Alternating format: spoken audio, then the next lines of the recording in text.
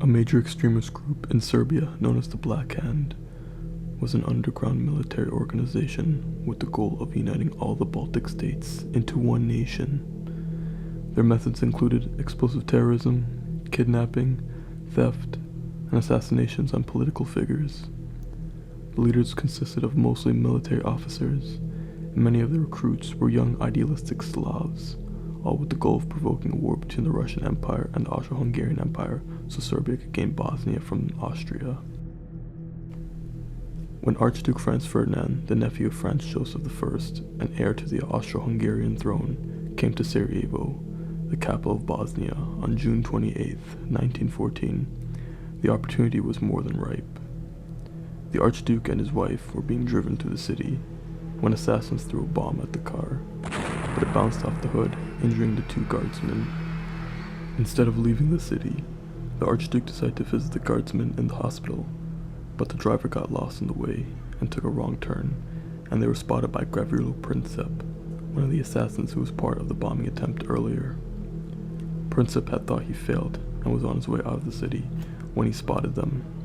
He shot Sophie, instantly killing her, and then shot Ferdinand. One of the Archduke's bodyguards, named Count Franz von Harrach, recounted the assassination in his memoirs. The Archduke looked over to his wife, whose unconscious body slid off the seat and lay on the floor of the car. He said to her, "Sophie, Sophie, don't die.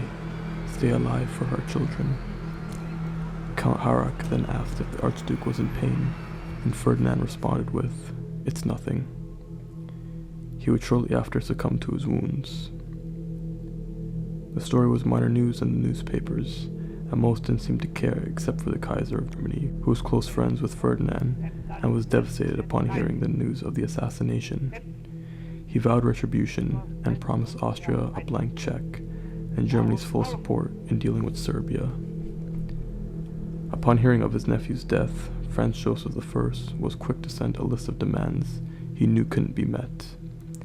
Even still, Serbia agreed to adhere to most of the demands, including rounding up and executing members of the Black Hand, including Princip, who was 19 and too young for the death penalty, according to Habsburg law. Regardless, he would be sentenced to 20 years imprisonment. He regretted killing the Duchess, but was still proud of what he did, and stated, "I'm a Yugoslav nationalist, aiming for the unification of all Yugoslavs, and I do not care what form of state, but it must be freed from Austria."